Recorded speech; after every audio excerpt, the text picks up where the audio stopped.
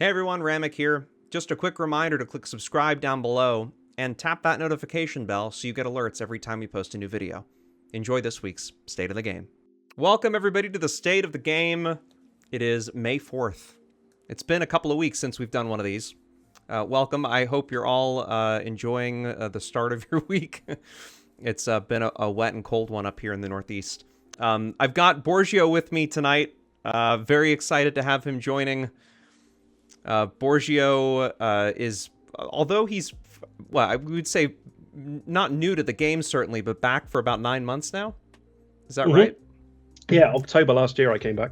But Borgio has played both Small Man and BG during EU Prime Time. And what BG do you run with usually?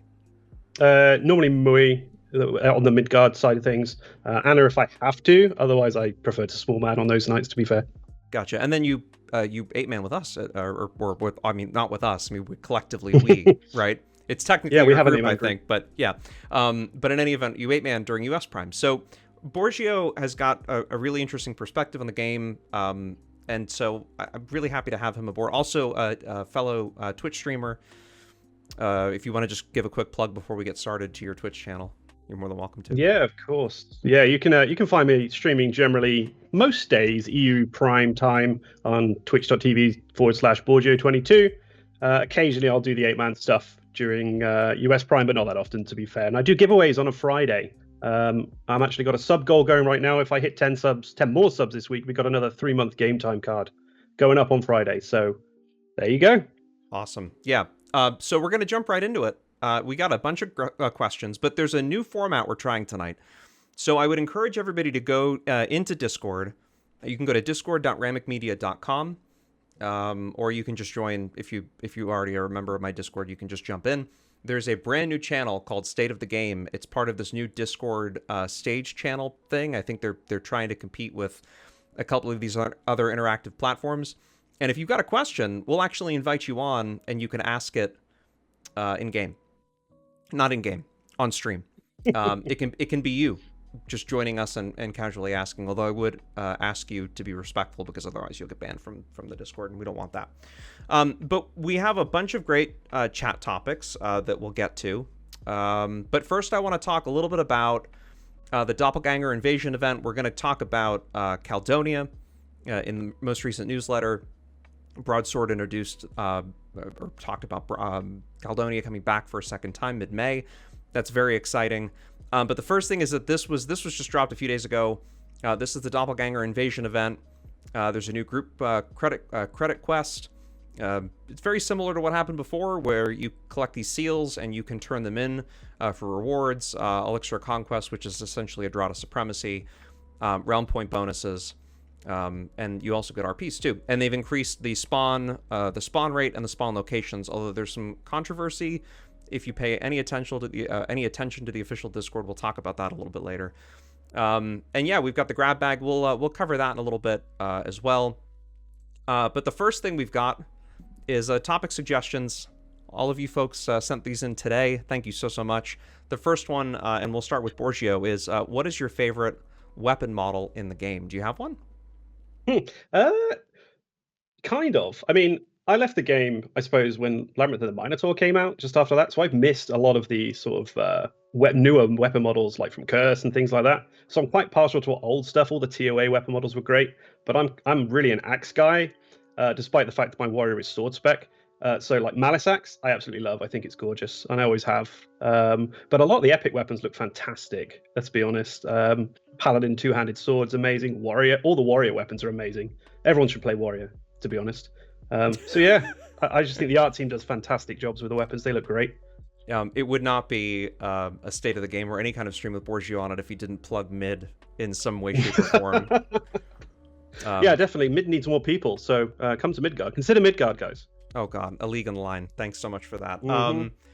Mine's a bit silly and controversial. I would say, I think, and it's like super old school, Trowders is one of my favorite looking staffs in the game. That I love the way that thing looks.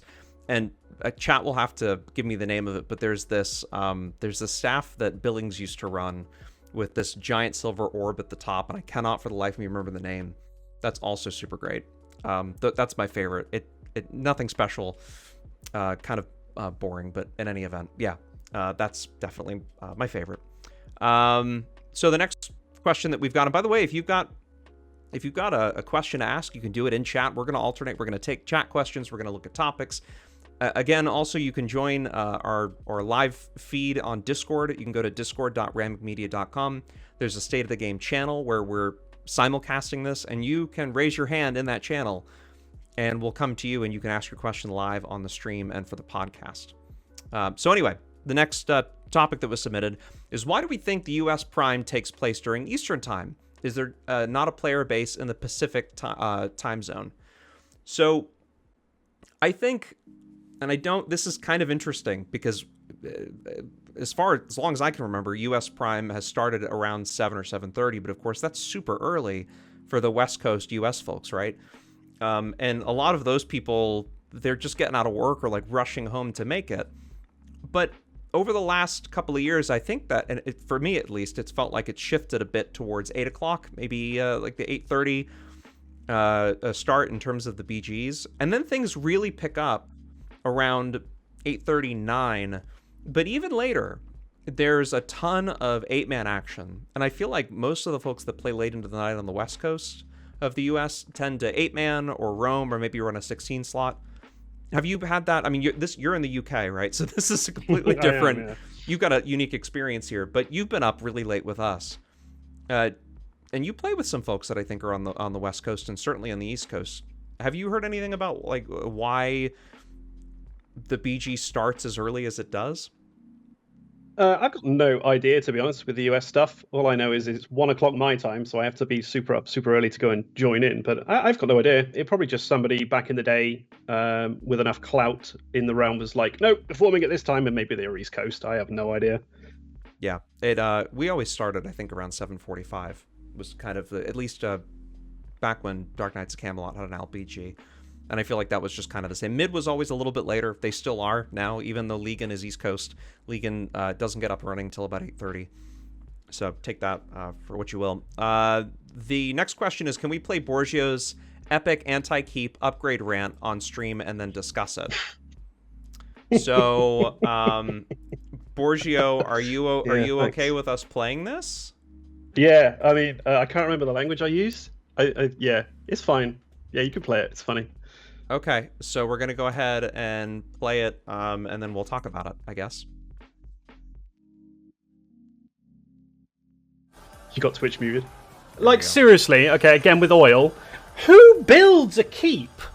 With the better the keep gets, the worse the defenses get, because now we can actually have people climbing up onto the oil?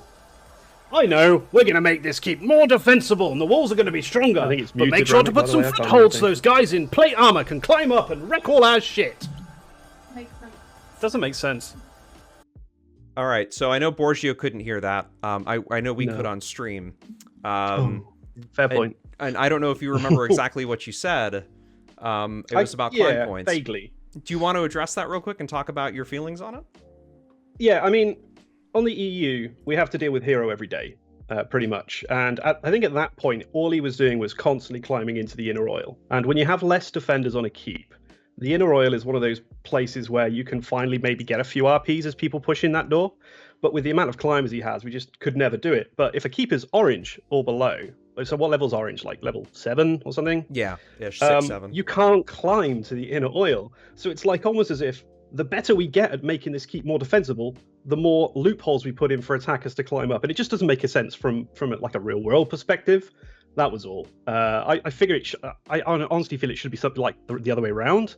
Maybe you can climb to the oil in, I'd say, up to a yellow or orange keep, and then after that you can't climb. You have to take it out with siege. That's what the siege is for at the end of the day. But that's what it was. I was just really, really annoyed that day. I think it was, to be honest. Well, we don't shy away from talking about it's not really controversial, but we don't shy away talking about chat topics and questions that have been submitted. Yeah, I mean, I suppose that as a keep gets, harder and harder to take, it should be harder and harder to take, right? Flat out. Indeed.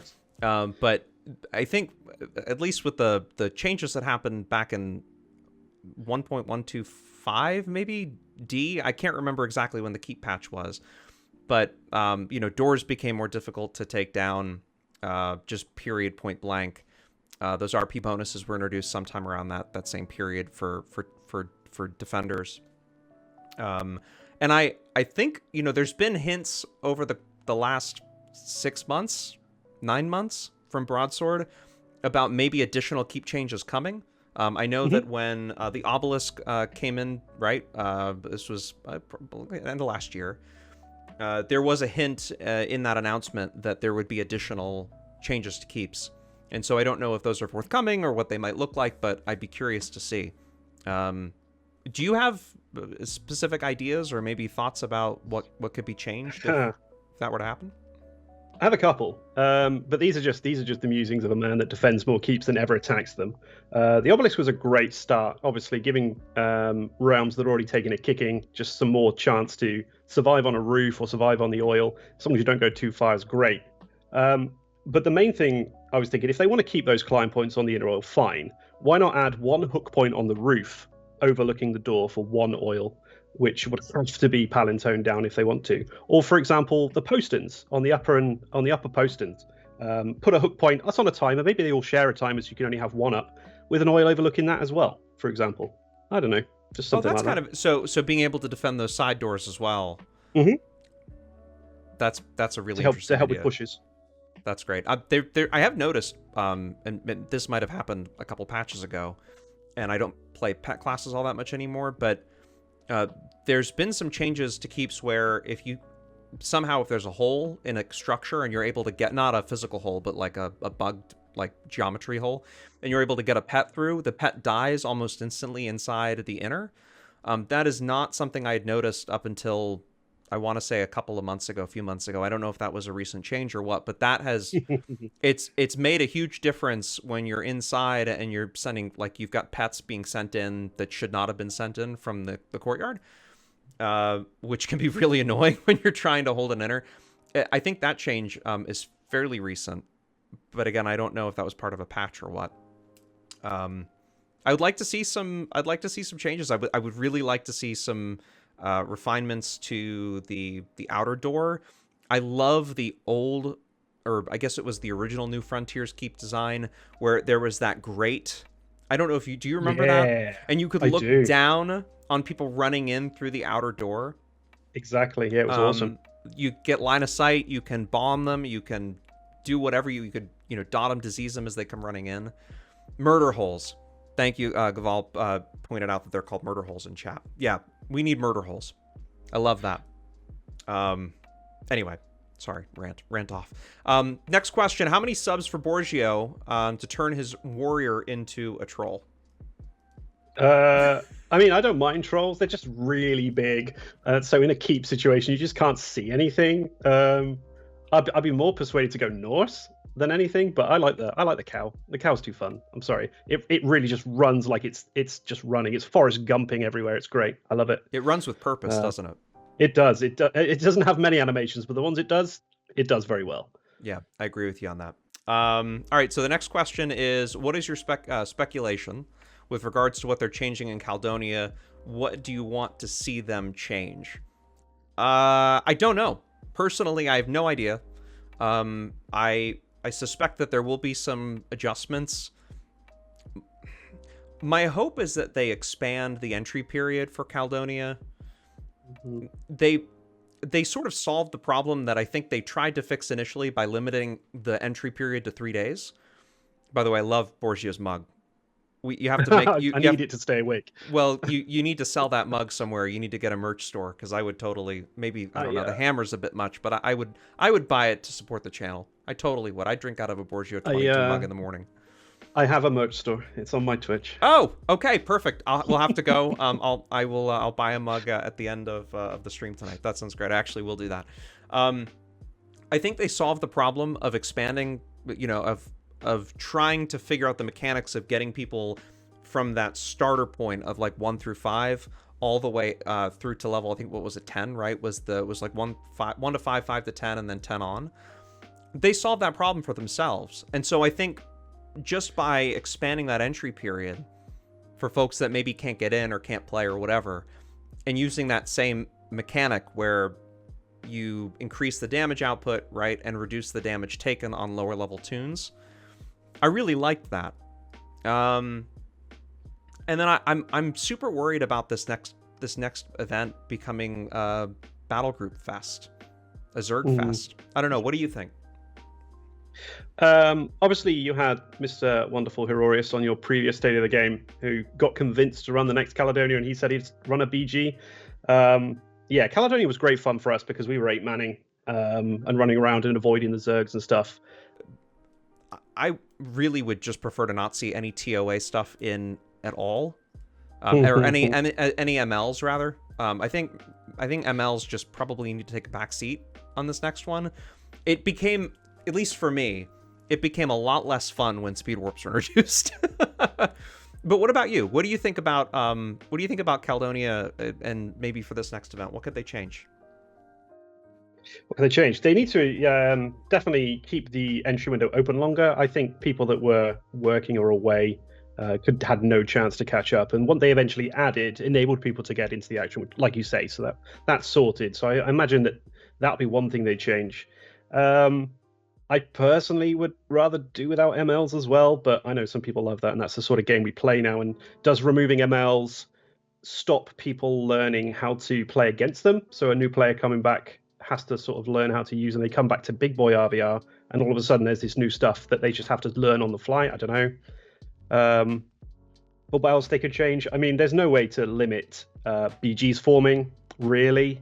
They can't turn on the PvP rule set just to infrastructure issues and the way the game's coded. So maybe, I've seen in the chat somebody, I think it was Babamalama, mentioned more instances. Do you mean more instances in so far as reduce the level range of instances, or are you suggesting cap the size of the BG so they can only be, say, 50 to 100 of each side, and then open up a new instance? I'm not sure. That's a really... I'd be curious to see what he has to say about this too, because that's a fascinating idea, is saying, okay, so we're just going to limit it, and we're only going to allow a certain amount of people in at any given time. That could really shake things up. I don't know if it's technically feasible, right? But yeah, I mean, you could have like 100 wardens in on Hib, and then there's no real groups that could be formed. Although wardens are awesome, I will say. But yeah, I don't know if it could work like that, really. Yeah, Bama says, I don't see why there can't be several versions of Caledonia, much like housing. But with housing, you choose which instance to go into. I don't know what sort of level of complexity it would be to instead force people into a new instance. Bama also says putting a player cap could cause an issue with people not being able to get in to play with their group. That's very true. But if you deal with it maybe by group and not as, X amount of groups are allowed into a particular zone, that could be kind of interesting instead of doing it as a total cap on players.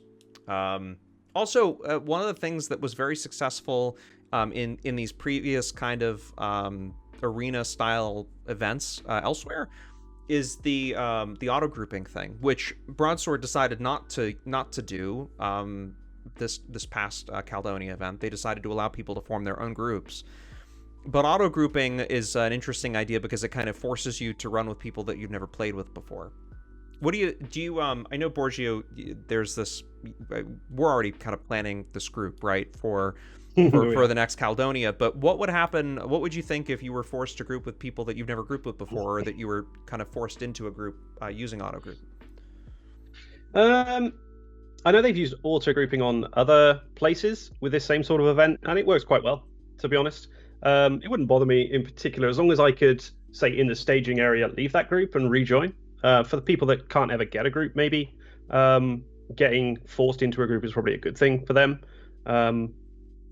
And maybe groups that have space. I know that, but then you get the case of maybe somebody's trying to solo, or somebody wants to just duo, and then people getting added to their group. I don't know where to draw the line, to be fair. Yeah, I'm not sure either. The idea, at least, of being able to auto group as an optional thing, I think would be maybe you could maybe as a chat option, or an NPC can talk to turn auto grouping on or off, for example, with a flag. That might do it. Maybe the charm off flag. By cheating. Yeah, charm off flags, which deletes your round point bonus. Yeah, just teasing. sort of. Okay, so the next question is, do you think that 8v8 fights should be on EV or elsewhere in a perfect world? Borgio, why don't you take this one first? Where should they go? They should be in New Frontiers. I Wow. don't like the Dodge. idea of... Yeah, I don't like the idea of a zone being designated. This is the 8v8 area. You will 8v8 in this area, and that's it. I like the dynamic fights you can have if we're, say, just running from Boldium to Benno, and all of a sudden we meet Madgrim's group, and a fight breaks out, and it's fantastic. I don't want to say, oh, we've ported to EV again, and there's 12 mid groups and 1 Alb group. Great. Now what do we do? Sort of thing. I don't like that whole sort of artificial area is where you go. I just like to roam around a bit, but I might be a bit weird for that. I'm not sure. No, I'm with you. Over the course of maybe the last few months that we've been running 8s, I don't think we've done a whole lot of zerging or beaching, at least during US Prime at all, other than maybe surfing every once in a while. I am a fan of just saying wherever. Broadsword has given us some really interesting tools to use with the ability to port into EV and then see how many groups are on the island. I love that. It really helps, I think, understand what you're getting into and whether you should be there or like what to look out for, whether it's worth roaming at all, or maybe you need to go mainland. And then you've got 3 choices and you got to pick one, and hopefully you've seen death spam, or you know where to go.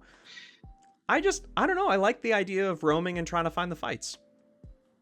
That's just me. I agree with you. I don't think they should be forced into a particular area. Just like I don't think solos should be forced into a particular area.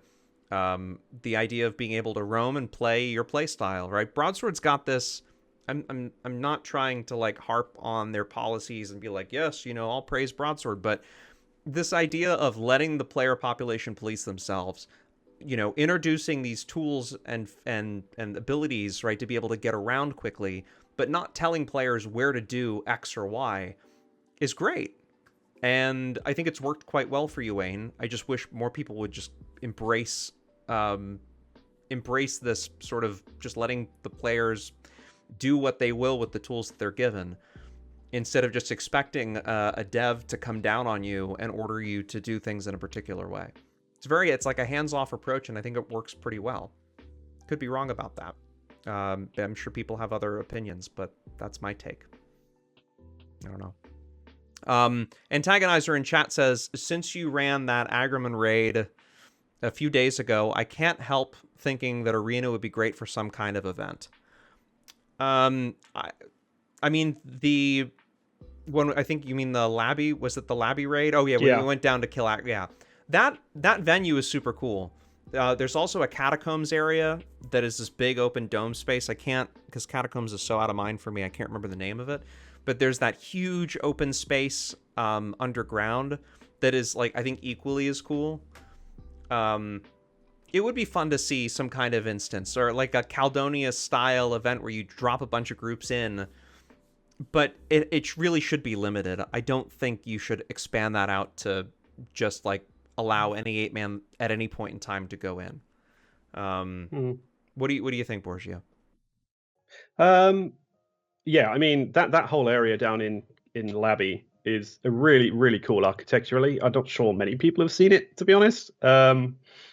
But yeah, this isn't. I'm going to quote ET here. It's not an arena game. Obviously, I can't honestly see Broadsword doing anything like that with the area. They don't want people to be able to just set up fights, unfortunately. Obviously we can set up fights on Discord and things, but just in an area where we click an NPC and we end up in this arena 1v1, no ads, it's just not going to happen, not with the way the game's designed, to be fair. But could they use it for an event? I mean, sure, they can use any of those zones for an event if they want. They just need to spool them up again, I suppose, and give them a different teleportation name or something, and there you go, there's a new zone. Yeah, I think it could be cool. They've proven that they can do that, right, with the Caledonia thing, that they can spin up instances. So I have no doubt in my mind that if they wanted to do something like that, they could, right? It is, as you said, just a matter of choice. Yeah, so Bamalama, sorry, I'm trying to find my key here, said, for 8v8 roaming, I think that doing the moving RP bonus per zone was a good idea from a while back. I too like that idea. Giving people an incentive, not forcing them, right, but giving them an incentive to go to a particular spot. Moving RP bonus would be great. Moving BP bonus would be great, especially for underpopulated realms or realms that don't necessarily get access to DF, which is also something I want to talk about tonight.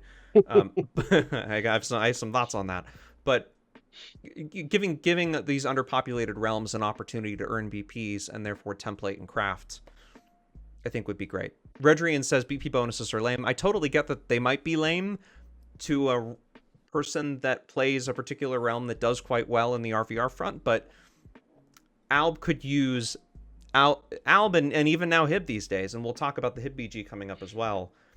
They could use a little bit of a push in the right direction. Okay. Anyway, let's go back. We're gonna alternate between chat topics and the submitted topics. If you've got a topic that you want to have discussed, you can drop it in chat. Borgio and I are reading chat and we're looking at it, or you can go to sotg.ramikmedia.com and fill out the form and submit it, and it will show up here. So the next question is, the player created draft event was a huge success besides just streaming it. How do you think Broadsword could incentivize or even make an event out of it? So I was part of the streaming side of things. Borgio played in the event and was actually one of the MVPs of the event. And in fact, the captains talked about this. No. I'm just saying the captains talked about this on the captain channel, and you were brought up as somebody who was really effing annoying, in their words, all night long, which was a good thing. Not like an annoying like personality wise, but you were sticking to targets. You were really like, you were driving some groups crazy. What do you think Broadsword could do to incentivize more events like that and maybe more people participating in them? I don't honestly think it's on Broadsword to incentivize it at all. We saw a lot of people, I think loads of people signed up for that. Tunes was obviously instrumental in sorting out. So she'd be able to tell us exactly how many people sort of signed up. So the interest is there already. It doesn't need to be incentivized, I think, by Broadsword. I mean, could they? Sure. But the people that are already interested are probably the ones that are going to be signing up more than somebody goes, oh, there's this. Maybe some more advertisement. But I think I saw adverts in the official Discord from Carol. So, yeah. They just need to make sure that the organizers have whatever resources they need and whatever time they need to be given from the company themselves, just to get the word out, I would say, more than anything. And I know that B brand, there were Facebook ads, right? There were Facebook posts. Took a ton of promotional material that I think both of us had written up and was posted. They did a great job on that front. I do think. And this is more sort of an internal look at things, but not internal from like a company, but just like an incentive for them to have streamers participate is maybe giving a small little thing to people who are willing to stream or are willing to give it a try. Because all in all, it is marketing, right? It is marketing for the game in one way or another, being able to show all of the different angles of the fights, and the more streamers you have and the more people participating, the better. I will say that the people who jumped in and opted to stream, I am so eternally, like Borgio's one of them, right? Eternally grateful, because it made the final product look as good as it did. If we didn't have the streamers streaming to my ingest server and then being able to actually like compile them, there's no way it would have been what it was. Also, with Toons's giving commentary and Beeb there, the Wheel of Loot singing, all of that stuff. So Broadsword was doing a giveaway because it was a Saturday night. That's absolutely true. And that's what Toons has just said in chat. I'm just thinking from a streaming point of view, maybe just incentivizing folks to participate, just from a PR standpoint. But you've got folks that are willing to do it anyway. So maybe it's all moot. Anyway, I'd love to do more of those kinds of streams. I'd love to see the community do more of those events. A big shout out to Zoo and to Toons and to Beeb and to all of the captains, right, that helped put that thing together. It really worked out quite well. And I'd love to see more of that. And I think Toons is planning on doing something coming up for Caledonia. So Yeah. Could I just say I want to say a big thank you to the BG leaders that night as well. They just completely stayed away from EV. It was fantastic. We had the bare minimum of ads on all our fights, I think, in the end, just maybe a couple of stealthers here or there. We even had a group from outside the event coming in to run as well, which was fantastic. So good. That was really so. That was Waxy's crew, I think, right? Waxy's group, yeah. On Waxy and Voro and a bunch of those folks came on and participated. And then also, I think, was it Weak Sauce? Or there was another mid group that came in too that was part of it. Oh, I was on mid, so I didn't really see him, to be honest. Right. Yeah, but there was another crew that came in and another 8 and gave some really good fights. So, yeah, the great thing is that they didn't close the island off, right? Broadsword just said it's a player-run event. We're going to promote it. We're going to highlight it, but you do you.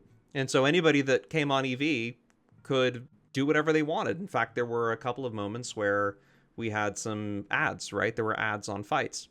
And the entire event, everybody handled it really well.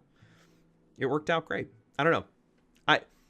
Incentivize, like, I think they did everything that they could. They promoted it. You know, they opened the door for players to be able to do this. They opened the door. I'm grateful because they opened the door for me to be able to participate and be part of the stream. And so that was a lot of fun from my end. But yeah, that's all I can think of.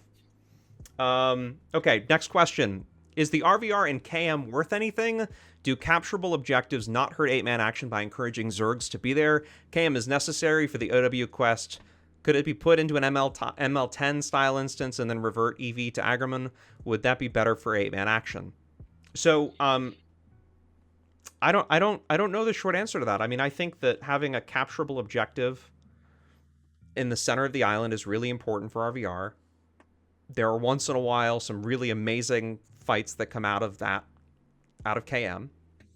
And 8-man's, if there isn't any other 8-man action out there, 8-man's get an opportunity to participate in those events or those fights rather, and make RPs by either surfing the BG that's fighting or adding on and hitting that door and getting inside and holding it, farming it, whatever.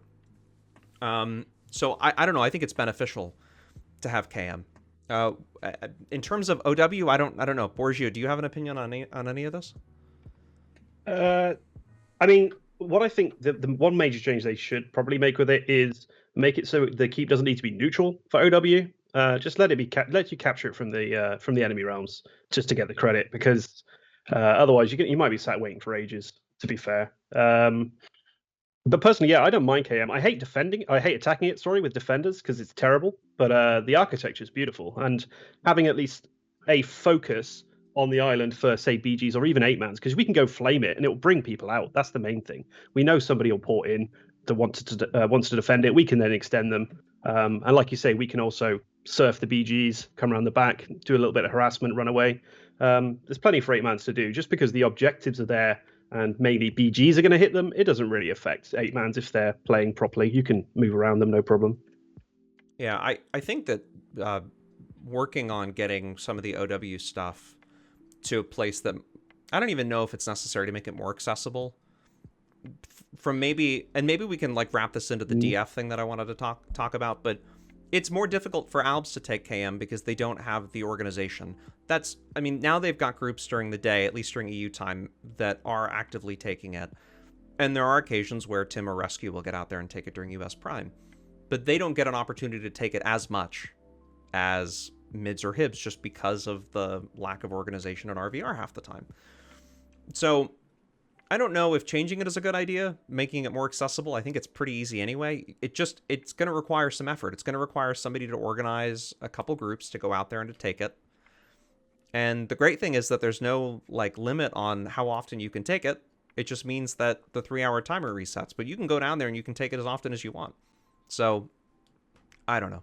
I don't think making it more accessible is or putting it into a separate instance is and there is an instance there, isn't there? Anyway, there's like a little portal off to the side, I think, that you can go in and yeah, there is a little lightning thing, isn't there? I've never been in it. I think it's just a KM instance where you can go do it over and over and over again and get loot drops, I think. Anyway, so let's talk about DF for a second. This is something that I wanted to bring up. Access to DF. And although Beeb already said in the official Discord that there was no planned changes, one of the things that I've noticed being on Alb is that the cost of things is sky high compared to the other two realms in housing, if you can even find it at all. And I think most of the time that's because there aren't any macro teams, Alb macro teams in DF actively, going down there, which would be a good thing if you feel like making some extra plat. And you have the resources to do it, would be going down and doing some PvE stuff in DF and turning around selling that stuff for plat would make you a lot of money and would help the realm. But it's just the accessibility or lack thereof of DF for Alb is tough. And I don't know, maybe we're at a point in the game where DF should just be open to all three realms all the time. What do you think, Borgio? DF, I always used to really like DF back in the day. But obviously back in the day, the realms were a little bit more balanced and you trade ownership quite easily. I must admit, I've not really spent much time in there since coming back. But I really like the idea of the danger of all of a sudden it's flipped to Hibernia and you've got to escape. So having it permanently open, I think, would remove that fear, because it always you're leveling your little Lobby. He's level 30 in DF, and all of a sudden, oh no, mid have got it. So you've got to watch around every corner all of a sudden because the mids are coming, sort of thing. Yeah, I mean, if you want that open dungeon, you've got Labby. If you want to go there, you're not going to earn BPs for killing stuff, and I think that's the main thing with DF is obviously Albs. It's another way to earn quite a lot of RPs, not RPs, BPs down in there, killing all the mobs. Maybe make it easier to open, I don't know, or maybe have some sort of quest you can run which gives you an item to force opening for your realm or something, or some sort of event out in NF somewhere that forces the opening of DF to your realm for an hour or something if you haven't got it open. Can we talk about that for a second? I like that idea. Yeah. So very similar to the way eggs, that egg collection process spurred the dragon or the ghost keep. I always confuse them, and I'll get yelled at for confusing them later. But I always confuse the two. Maybe some sort of objective where you're like collecting things, right? Like the eggs, or something that doesn't require a ton of intervention.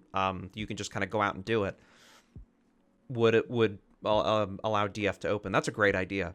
I do want to acknowledge Antagonizer in chat, who said that the DF macro archer groups are ruthless, and there's a Hib Ranger macro group in there from time to time. There's also a mid hunter group. I don't think I've seen scout groups in there, but I know there's a mid hunter group and a Hib Ranger group that are down there quite frequently.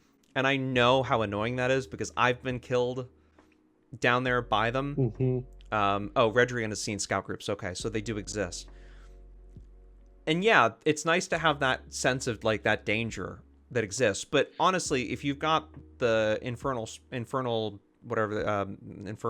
scrolls or whatever they're called, the items that you can equip and then you get ported into DF, as long as you buy enough of those when the merchants or the traveling merchants are up, you can get access at any time that you want to.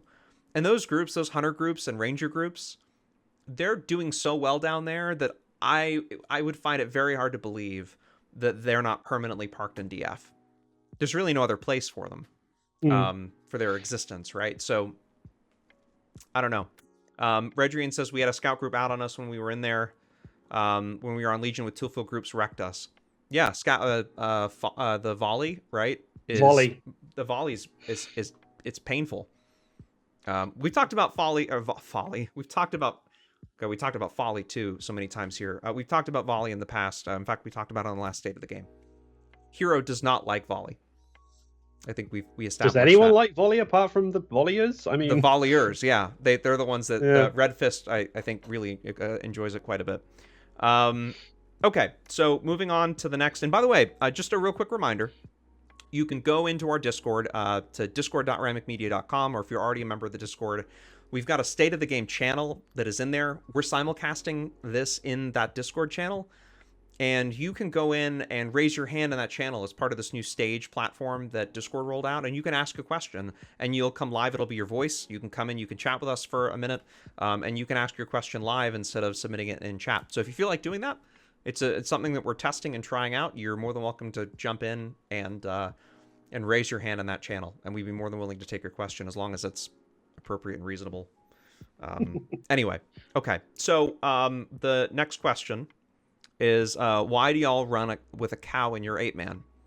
And we were talking about this And Yeah. the only Cal that we can think of is ET, right? Yeah, on his armsman. On his arms. Yeah, that's right. I think. So is that well, a question I- by I can ET easily- for ET? Go ahead. I can answer this. Every 8-man needs a cow. Everyone hates cows, right? You need to have a target everyone wants to target first. Why not the armsman? Hitting the armsman, you're not hitting the cleric, right? And then I'm safe. So there you go. That's true. Also, it might scare people off that are lactose intolerant.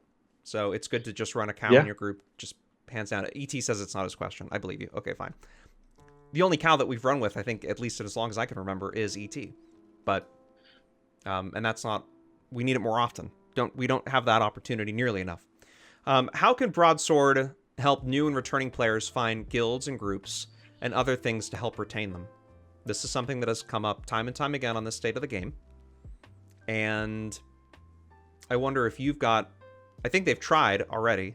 There are some resources out there, but Borgio, what do you think they could do to help recruit folks? Advertising, more advertising, or any advertising would be fantastic. You know, even if it's just on, they take out an ad on a website, a gaming website somewhere. I don't know how. I actually don't know the feasibility and costs of that sort of thing, or even, you know, because I know you run Facebook ads for the game. Maybe they can run some Facebook ads. That's a way to get new players in. We're going to touch on another way to do it shortly, looking at the question, so I'll leave that one off for now. But as for the actual question of, you know, incentivizing to finding guilds and groups, obviously there is the LFG. There is an LFG channel in Discord, right? I think there is, but it's not used, and I think there's talk about it. And guild recruitment. I mean, people need to just push people towards those channels. I get loads of PMs on Discord of people asking about Midgard guilds that are recruiting new players all the time, and the info, I think, is just not there. Maybe some there could be an NPC in game for a new player to go and click on, and it literally points them at the Discord. I know that's sort of breaking the fourth wall a bit in game, but maybe that's needed for some new players these days. I don't know. Yeah, and by the way, ET, I see you've raised your hand. We'll open the floor up to you in just a sec. We'll come to you for your question. They created a casual group finder, right? And nobody used it. And I think I didn't even know about it. Well, and it was a very big deal when it was rolled out, and I think when they probably started coding it, at that point the population really needed a tool like that, and by the time it was released, and you know, maybe it was just that the game is too clicky at that point already, but it's never used, and it's a great tool and it's got a ton of features and nobody ever uses it. You know, there's been an effort to try and track the active guilds that are recruiting. Pronder's part of that. Beeb keeps an updated list. Pronder's part of that effort in the official Discord. I don't know. We've talked about resource guides. Creating a resource guide. There is a wiki. If we go, I can pull this up real quick. If we go to About the Game, and then I think, is it resources? Or it might be over, where is it? It's somewhere. I was just there today. There's a link to the wiki somewhere and here. If you can't find it, new players can't find it. Well, no, I'm under pressure here because that's something as well. I see there's the new players link there on the page, right? Maybe something in there that links to maybe links to guild recruitments, or even, you know, having somebody that's going to keep that updated with current guilds that are recruiting. Obviously, it's going to be a bit of work for somebody, but like you say, the wiki, the community wiki, point to that as many places as you can on the official site, and we make sure we as players keep that updated as well. I found it. Yeah, there is this, pardon the ads, you should go buy a Surface Laptop 4, I guess, from Best Buy. There is this this wiki that's updated, and it's run by Fandom, or Fandom owns the wiki, but it is updated by players, and Broadsword links to this. There's links to the official Discord and the Garrus.net Discord. This is great. There's a ton of information here, but there needs to be more effort put into this. I don't know if it's worth... I don't think Broadsword's got the resources to be able to, you know, bring like 2 or 3 people to like put a ton of effort into rewriting the guides at this point. I think it's got to be done by players. Redrian's also saying the wiki is not mobile friendly. Well, I'm finding that out because I've got it maximized in Firefox and it looks like crud. Anyway, Broadsword's been trying. I think it's just a matter of more people in the game, when they see a question being asked in advice, to take the initiative and to help them. I think what are you saying, Utu? No, X Season X just said there could be there's an LF guild command where guild leader could see people looking for guilds, and you could do an LF member on the guilds who are also looking for people in the social window. I see that. That could be useful. Yeah, the thing that I worry about with all of these new commands is it's going to be like the casual group finder, where it's just not going to get used. I think instead of building a feature into the game, building a guide that's easy to access that might be on the homepage that is like external on how to get into a guild, right, would be a better use of resources than creating commands that are going to either get lost or never used in the game. It's a good point. But in any event, ET, if you want to raise your hand, we'll go to you in Discord. If you want to go ahead and raise your hand, we'll invite you in and you can talk. There we go. ET is joining us. Hello, ET. How are you? Or I guess we've invited you to speak. This is all brand new. We're just trying this. I guess you have to click something. Yeah, I imagine. We'll wait. There we go. There we go. Hello, ET. It's How are a very you? hidden bar that says accept. I'm doing well. How are you? I'm good, thanks. So what's your question? Well, I wanted to ask Toons this question for her since she's RVRing if there are hot pockets in the UK. For Okay. Yes, there are. They're just they're not called hot pockets. They're made by Goodfellas, who make pizzas over here as well, and they have a version of a hot pocket that they release in the UK. They're fairly cheap, and no, I've not ever had any. That's fair. What I wanted to do actually is talk a little bit more about guild recruitment. Is the onus on a new player, or is the onus on guilds? I think it's a bit of both.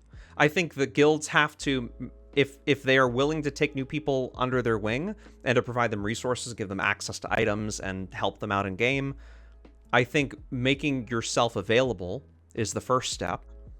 But if a player, let's take it a step further, if a player doesn't even know how to ask to be invited to a guild or even know that guilds exist, that's the problem that needs to get solved first.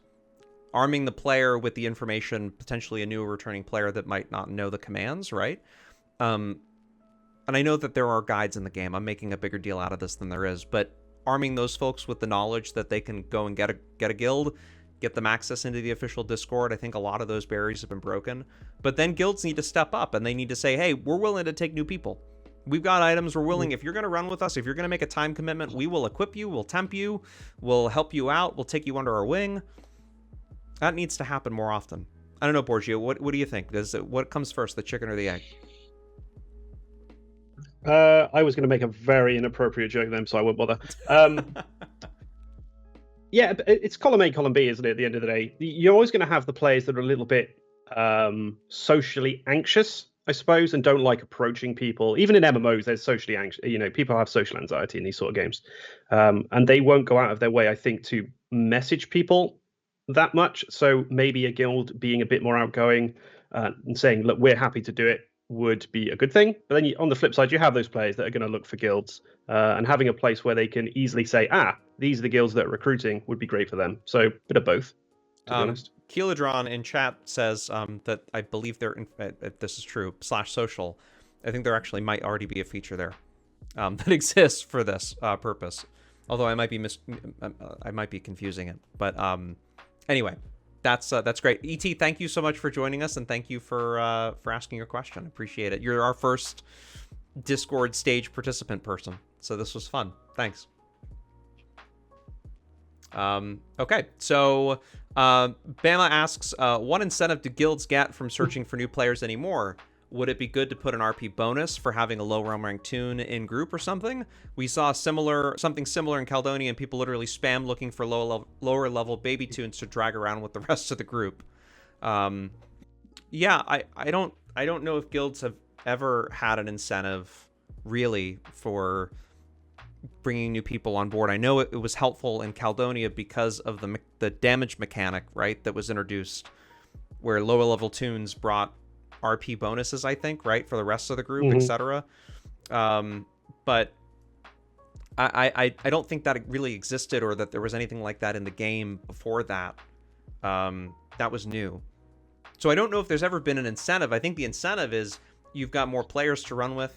right? You've got an expanded inner circle that you can pick folks from. You know, if you're a social person, you might just like making new friends. But I don't know. ET says in chat, the retention seems to be the biggest incentive. A constant complaint about the game is population, but if new players can't find places to play, it means the pop doesn't ever grow. So the incentive is to have more players who stick with the game. I don't know. I think that's a fair assessment, right? Bam also says when guild banners, guild merit points, etc., it made a benefit to inviting other players. Now no one really uses the merit points, banners, etc. But merit points are still used, I believe, for things like RP bonuses, aren't they? I think merit points are you still need merit points for things like RP bonuses and stuff in the guild, but maybe not as much as they used to. And I think it would be tough to say, you know, in order for you to claim a keep, just like they used to, right? Because it used to take wood and it used to take a lot of guild effort to claim a keep and upgrade a keep, right? It was an entire guild effort. I don't know if the game is at a point right now where saying merit points are going to be required to do more, and therefore there's an incentive for guilds to keep people to increase those merit points. I just don't know if we're at a point in the game where that makes sense to require guilds to keep people because they need merit points to accomplish something. Like back in the day, and Borgio, you played for a long time early on. I mean, do you remember, right? Do you remember how costly it was to upgrade keeps? And like in the very early days of the game, yes. We had a really small guild. I think it was like only like 10 of us or 12 of us, and we'd just have to keep our keeps at level 5 just because we couldn't afford to upgrade them any higher than that. We'd lose more merit points than we'd be gaining over the period of time where it was there. Didn't it constantly drain as well? I can't remember. Oh, yeah, God. it took an effort, and it was a requirement. In fact, ET, I think, has talked about being, was it ET? I think being kicked out of a guild because he had gone, was it ET? That he had gone away, or it might have been Pronder, I think it was ET. But he had gone away, yeah, it was ET. ET had gone away on a trip and could not respond to some kind of guild keep defense and was subsequently kicked out of the guild early on in the game because he couldn't make it. He says, we'd gone camping, could not respond to a call to action, got removed. It was a huge deal back in the day. Merit points are great, but they are, I think, a bit of a forgotten metric in the way guilds operate. I don't think Broadsword has paid much attention to merit points, and I don't know if revamping them would even be worth it. Just because there's so many guilds with so few, like, everybody's kind of spread out. You know, alliances are quite big now. Alliances have changed quite a bit in the game over the last 10 years. You should get that mug. Twitch.tv/Borgio22. But alliances have really changed over the last 10 years as the population has changed. But in terms of guilds, I think they've gotten smaller. Redrine says false alliances are mostly full of dead guilds. They are, but there's been a consolidation. I've noticed this on every realm. There's been a consolidation of alliances where there used to be many, many more. There are smaller alliances with more guilds. Some of them are full of dead guilds, absolutely, but there's more live guilds and fewer alliances now than there used to be. Bumbles says, I run the best alliance on Alp. Yeah, you and TK. That's a heck of an alliance you got going on there. And Pronder says Discord has replaced in-game text based on communication for me. Yeah. Okay, fair point. All right, so let's move on to the next topic, if I can get my buttons right, which is a Steam released the great fix to all population woes. Borgio, what do you think about Steam? Steam is an amazing tool for bringing in players for games that have lost populations and things. For example, or not even lost populations. RuneScape Classic has just, I think, recently released on Steam, and they're seeing higher population numbers than they've had in years, although they never really had a big drop in pop. So I think initially Steam would bring in a big population of players looking for or looking at the game, especially, you know, on new releases. It's going to be up there in the charts. You're going to see it. People are going to play it, but it's about retaining those players. And the question is the game a little bit too archaic? Is the default UI a little bit too old? that it's going to turn these players away. So initially, yes, Steam would definitely peak player numbers, but it's about retaining those, I think. Yeah, I agree. I think it is about retaining them. I don't know if Steam is the answer, only because you have to get discoverability in Steam for it to even be worthwhile, right? There are, I would assume, hundreds of thousands of games, maybe 100,000 games in the Steam catalog. It could be more.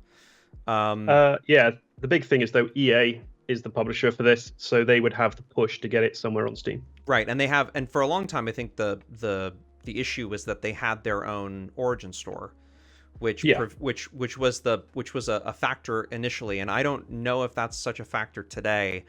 Regardless of whatever roadblocks do or do not exist between EA and Broadsword getting DAoC on Steam, the issue is that it's got to be discoverable. And in a world now, we're in 2021, where there are a ton of MMOs, old and new, ones that have existed for a very, very long time. I don't know if bringing it to Steam, I mean, it's great because it's another method to onboard new players or people that have played before. But I don't know if it benefits anyone. Because you have to be able to you have to be discovered. It's just like Twitch. It's just like being a Twitch streamer, right? The number one thing that you need is discoverability in order to make it anywhere. And in a catalog full of other streamers, or in a game catalog on Steam full of other games, you have to be noticed. And if you're not noticed, then there's no point. Coxicane says the issue is Steam is taking money to have DAoC on there. I'm sure that's part of it. I would imagine that revenue split would have something to do with it, but in reality, is it worth the investment in time? And I don't know if the answer is yes to that. It's not my call, right? I don't work for Broadsword. I don't pretend to, know anything about this, because I don't. But I think it would be difficult for DAoC to be found on the Steam store. But whatever keeps people playing the game, I suppose, would be great. Coxicane says it's 30% cut, but what do I know? I mean, it might be that, it might just be that it's not high on their priority list. It might be that EA said it's just not there. Just like EA, I think, hasn't acted on a ton of DMCA stuff for some of the shards. How important is it on their priority list? And I just don't know the answer to that. Extraterrestrial says that's not the only issue, which is there's tons of videos on YouTube for how to get started as a new player. ET Responds says, it's literally that it's just not in game. I've had several friends that want to try it and said, wait, I had to watch outside videos to really learn this. Nah, I'm out. Resources are going to be a thing that we could talk about for hours on the state of the game. And we have in the past, many state of games ago, we talked about resources and what Broadsword could do. But in reality, it comes down to the players themselves contributing that information, because Broadsword is just, they are working really, really, really hard on a small subset of things, and that is not resources right now, right? We'll talk about Classic Server in a minute, but they're working on this new Caledonia event, I would imagine. They're working on other kinds of patches. I think they're working on a new Classic Server. There's just a lot of stuff happening. Anyway, that's my take. Sorry for the rant. Next question is, do you see any actual positive to the EV port changes? It seems to have hurt Small Man and Pugs pretty badly. Borgio, what do you think? I don't know. I don't know how much it's hurt folks. What do you think? To the EV port changes, because you can't port to safe. Is that the big thing? Or you get ported randomly onto the island? Yeah, I can't see it being a negative thing, to be honest. If you're a small man or a solo, you're going to be porting to safe. Oh, you could port to the towers. Of course you could. Sorry, you could port to the towers. I don't know. Small mans, solos in particular, they can port all over the place anyway. We can talk about that in a bit. But I don't know, to be honest. I personally, when I duo or small man with Bumbles, shout out to my band Bumbles, we just run around and roam the mainlands, to be fair. And we end up on EV occasionally. But so I can't really comment, to be fair. Yeah, I think it's hurt. It's hurt folks that it's hurt groups that need. I have to be careful on how I phrase this. It doesn't help player groups that need more than 8 or like 16 slots, right? It doesn't help Zergs to get out there. I don't know how it hurts pugs or small mans, other than those folks needing a safe place to go initially, right? When they're getting to EV, like the safe port or a tower, right? Or a confined structure where they can sit in and they can get prepped or whatever. I don't know how it really hurts. Like Ollie just said, it hurts the ones who like to camp the mile gates and they can't just port into the towers. And I think that's a fair assessment. I don't know if Redrian. Okay, we'll go to Redrian's comment. Redrian says there's 0 action at towers and mile gates, which is where pugs and small mans might have sought action. If you're roaming EV, it better be as 8 these days. But I've come across small mans on EV all the time. I mean, we as 8s have maybe this is Redrian's point, but we've come across small mans on EV. I think there are solos that continue to roam EV. There are smalls that continue to roam EV. Yeah, I mean, I can see how it might be a little bit difficult, but it is. What's the alternative, right? Going back to the way things used to be, and meaning that your small man is going to end up in a tower, or your small man's going to end up at a safe port. And how is that beneficial to you versus getting dropped into the middle of the island? I guess the change is that you've got to be prepared. You can still run to a tower, but I don't know how it hurts other than just providing easier and faster access to action. And maybe more small mans need to utilize that port in order for it to be worthwhile. I don't know. I don't see it being harmful to the folks that want to RVR on the island, only because it doesn't really change anything. Once you're on the island, you're on the island. However you got there, whatever vehicle you used to get there, whether it was the safe port or the tower or being dropped into a random location, you're still on EV now because you chose to go there. And I just don't see how it's. I don't see how it's. Maybe it incentivizes 8-mans and that's a problem, but that would be your opinion and not mine. Anyway, moving on to the question. You've been, and we'll get to Coxicane has a follow-up. We'll jump into that in a sec. You've been talking about the Classic server quite a bit in the past State of the Games, and remember you guessing for a release in June 2021 at some point. If I am remembering correctly, you are, yes. You're not really saying much anymore for the last couple of months on that front anyway. What do you think about the fact that Broadsword didn't even mention it since January now, and that we're a month away from your initial release thought June? Don't you think the community deserves a bit more clarity and better communication in terms of future development? Nothing personally, but just curious to know you and your guest's thought on that. Thanks. So, you're not wrong. Broadsword has mentioned it in January. They talked about information forthcoming. It was my guess that it was going to be June.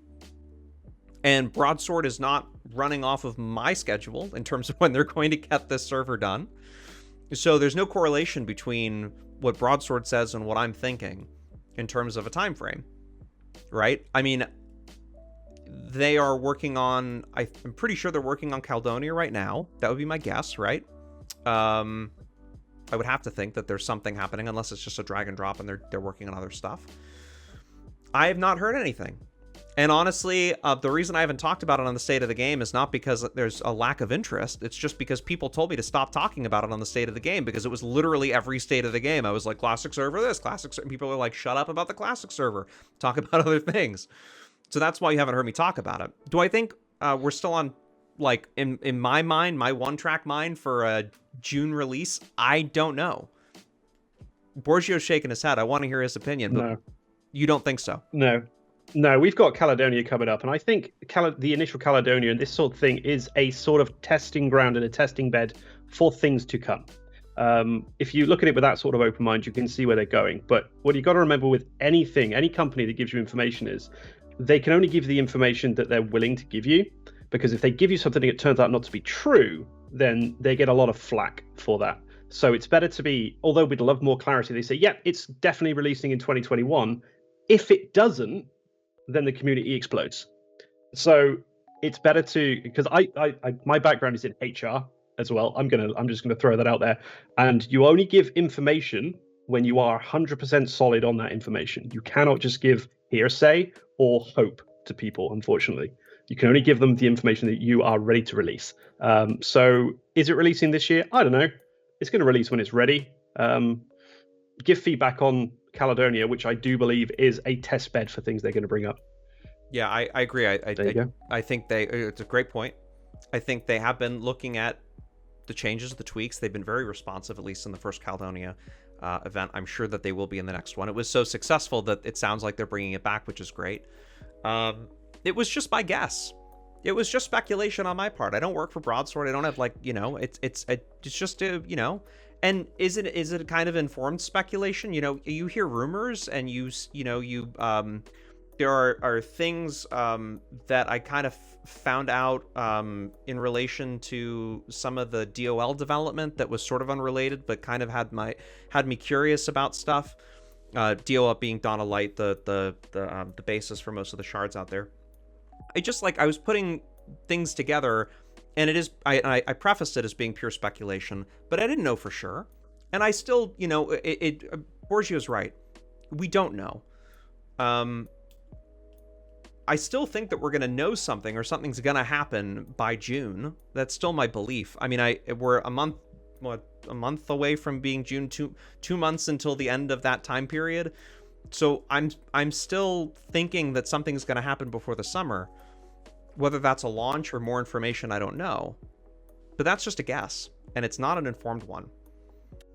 So, yeah, I mean, it's true. I would like more communication from Broadsword. I would like to hear more about their progress. I think a development timeline, right, or a roadmap would be really helpful. A roadmap, right. Be really helpful right now.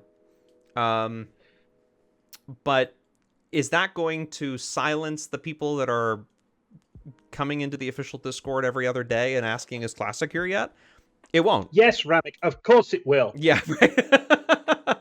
It will shut them all up. No, it won't. It won't do anything. People will still complain and moan about it, and the people who are really interested in playing will sit and wait for the right moment. That's it. That's all I got. I think one of the big things I imagine, big problem they're working on is the players that aren't interested in this new classic server or alternate rule set server, and how their gameplay might be impacted by it. You've spoken at length about maybe it's a seasonal server that rolls into UAIN at the end of X amount of months, but what happens to UAIN in those months, who knows? So I think this Caledonia thing is possibly them testing what happens to the population when most of it moves here, for example. Oh, that's interesting. Right. Which That's in the just- that's first just my Caledonia was it dried all of the action up in New Frontiers, but there was a shiny new object, and a lot of people were interested in it because it catered. That first Caledonia event catered to just about everybody. The only people that didn't were the folks that now regret not participating. Right? Hero, right? One of those folks said, I didn't want to do it, refused to do it, and now that, I would totally do another one if they did it, and I regret not participating. So I think it will dry up New Frontiers even more, but the action is in Caledonia, and there's a lot of action in Caledonia, so if you want something, it just means that you have to try something new. You have to level up a new tune. It's not that the action disappears on the server, it just disappears in the place that you thought it was, or that you're used to it being. There's a conversation in chat about Jeremy, for instance, says, problem is that a lot of the revenue is tied to people buying myth packs, etc. If they start a new server, it instantly becomes pay to win if they allow that function there. If they remove it, they cut a big revenue stream. I don't know. I don't think, and there's another conversation here somewhere where Bama says the most pay to win thing on the myth stores RP pots. See, I don't know. I think it does blur the line, but I don't see RP pots as pay to win. Just like, I don't know if I'm going to say something that people are going to maybe freak out about here, but I don't think there's a ton of pay to win stuff anymore. Like, what am I trying to say? If you put items on the myth store, right? Say you put veterans rewards, maybe not even veterans rewards. Say you put otherworldly items on the myth store, right? Is that pay to win? because you can go run an OW raid in 2 hours and you can get the same items. Is the issue that it prevents people from running OW raids anymore? Right? Like, where's the line? RPs, 50% RP pots, you could say that they're pay to win, but you could also say that they help bridge the gap between realms that don't otherwise have action. I don't know. There's some stuff I'd love to see on the Myth Store that isn't there, and this is a hot topic. But I don't know. I don't think realm rank is necessarily pay to win. Like, sure, you get increased utilities and usability of your toon by having a higher realm rank, but also putting the time and effort into learning your toon, getting a good group comp, running that group, understanding who you're running with. There are groups out there. You get Zoo Crew, for instance, who could roll all realm rank 1s tomorrow, and they would still challenge. And like, if they knew the toon well, right? If they all play together like they always do, if they knew the comp really well and they knew their roles, they would still wipe the realm rank 12s on the realm rank 1 toons. So, ooh, but would Nate Bruner give them a run for their money though? Realm rank 1s. Oh, it could. Yeah, Nate Bruner could totally show them how to dump everything on Ink, and that would be. Yeah, that's a skill set that's something that Zoo really needs to learn how to do, is to totally waste all of their abilities on Ink. That if they could, that'd be great. By the way, worth talking about now, and we've got a couple more topics, and then we'll transition maybe to some more chat conversation, some chat topics. But I do want to address the elephant in the room. Not really. There's no elephant. Nate Bruner was invited to be on a State of the Game. I'm not Nate. You're not Nate. This is Borgio, everybody. No. Say hi, Borgio. Hi, Borgio. This is Borgio. Nate offered to come on, but presented the acceptance in a way that made me very uncomfortable to say yes, without going into too much detail, without really responding to him at all. I kind of left him high and dry. I was so taken aback by the message that I got that I've now got a bad taste in my mouth, and I'm really not interested in having him on. If he wants to change his mind and reconsider and come back, we'd be happy to have him. But as it was presented to me, like his ability to come on there were like some caveats, and there was some structure around what he wanted to have happen. I wasn't comfortable with it, and I won't sacrifice, or I won't lower the quality of the State of the Game because we want to book a guest, and that guest has got certain conditions that have to be met, or certain things that they want to have happen. So we'll just leave that out there. That's the reason why Nate is not here, and not just for this stream, like for any of them. And we were super happy to get Borgio to say yes. And I'm not going to talk about Redrian already wants to know, like, did he want a WWE style intro song or something? No, that wasn't the issue. That would have been funny. Especially if he did it himself, that'd be awesome. That would be, if he just voiced it, like we got a camera on him and he just like started on the intro for himself. That would have been great. That's funny. That's great stuff. No, it was more complicated than that, and I'm not going to share what he asked me, but I wasn't super happy about it. Anyway, there's that. Okay, so next question, which is somewhat related. Summer quickly approaches, and there's not even a whisper about an alternative server. At what point do you think it's a pipe dream? Also, is it too much wishful thinking for a balance patch or a pathing patch? Okay, so let's talk. This is fun. We haven't talked about this in quite some time. Borgio, maybe first, do you want to just tell us whether you think Classic is a pipe dream, or the alternative rule set server or alternative server is a pipe dream or not? What do you think? No, I think it's coming. I think it is coming eventually. Like I said, I honestly believe Caledonia stuff is a test bed for what they're looking to do with the server. They've never done anything like Caledonia before, and this just came sort of out of nowhere. So honestly, I think that is related to this new alternate rule set server. So it'll come eventually. When it comes, as my wife says to me occasionally. Okay, there's that. Sorry, I told you I have no filter. No, that was good. Hi, Honey, if you're there. And Honey is... She's asleep. Oh, she's done. Okay. Yeah, it's a bit late.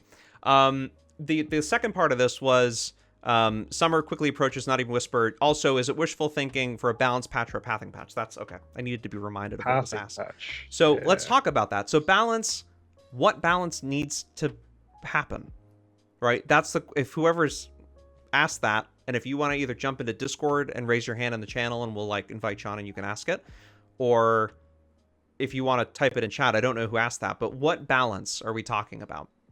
So that's the first thing, because as far as I can tell, there's no major outcry other than Jeremy in chat saying nerf melee necros, right? Which I don't necessarily know if that needs to happen or not. What balance? So that's the first thing. I think right now the game is in a great position. And by the way, we don't mention names of shards, so you were just modded Wampix, and that's the reason why.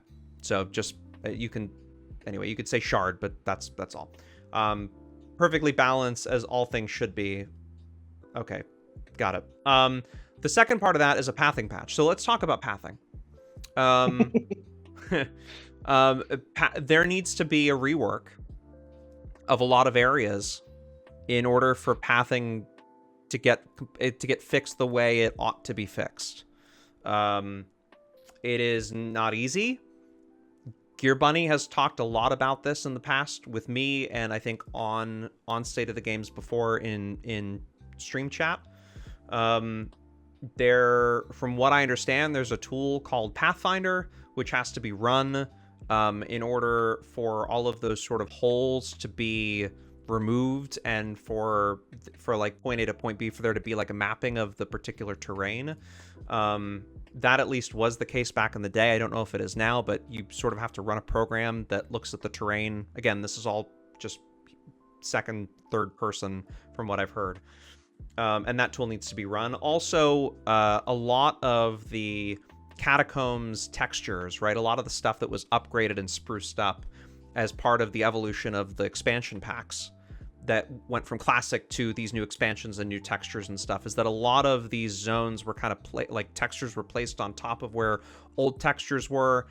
There wasn't Pathfinder wasn't run, so there are holes in the game, especially in newer terrain, that makes it very difficult in some cases for pets to get from point A to point B. One of those places that's a real issue is, as beautiful as it is KM and the surrounding areas, the mile gates on KM, and then KM, the keep itself, or EV, the mile gates of EV, and then KM. Coxicane says texture doesn't break geometry, but the texture and the geometry, right, of where that texture is. I know they're not, textures are graphic, right, and geometry is a different thing. I'm using them interchangeably, and I probably shouldn't. But wherever the hills are, right, the geometry and the textures are placed on those, that still needs to be run through Pathfinder to be able to figure out how a pet gets from point A to point B. Those mile gates, for instance, there are certain pathways through the mile gate where a pet doesn't see a clear path through and instead decides that the easiest way through is around. It's triangles, polygons, right, whatever.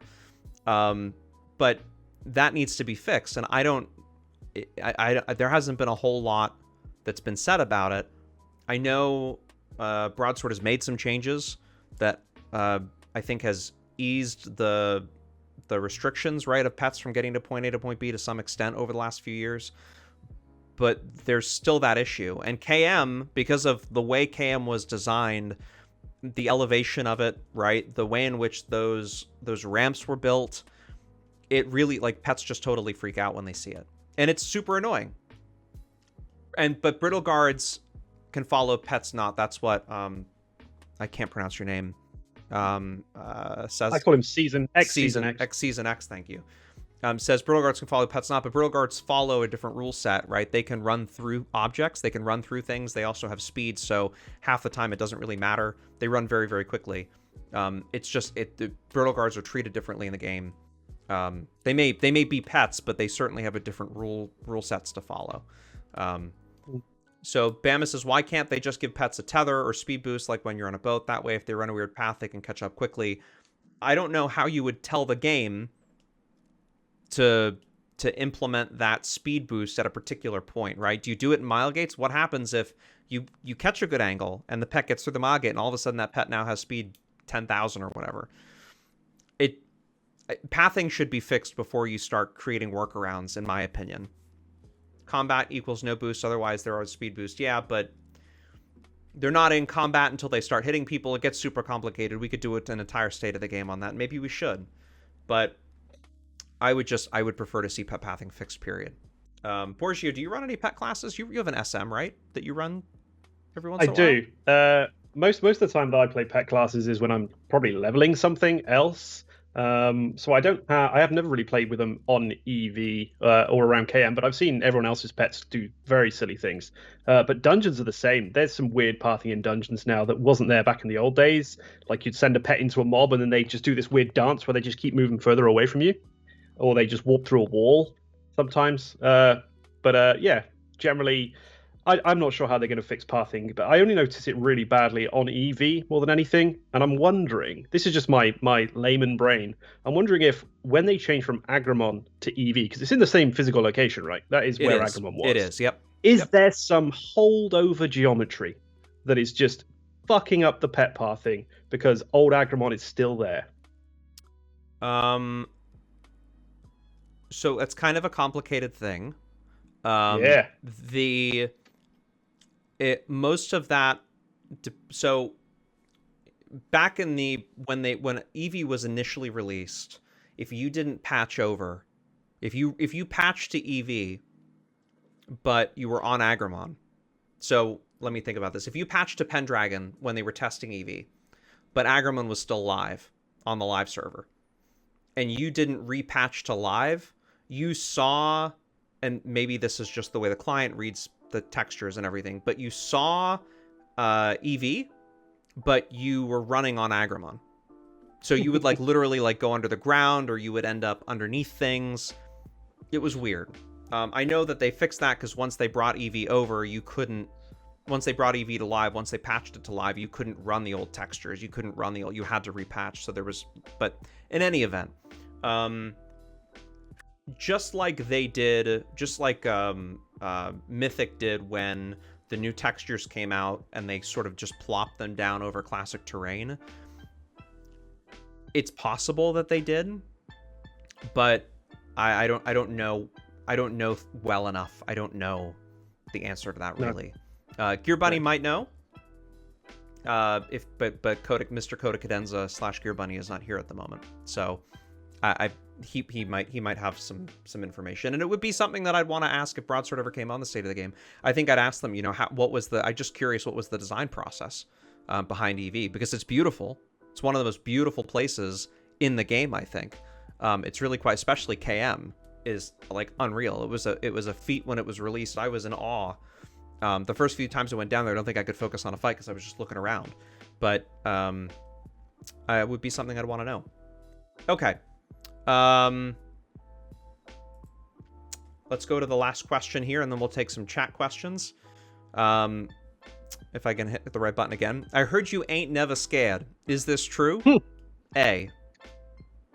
I don't know if that's your secret, if that's corned beef, or if that's Skeedrick. I don't know if that's your little secret sign off, A, period. That's how you sign all your emails or whatnot.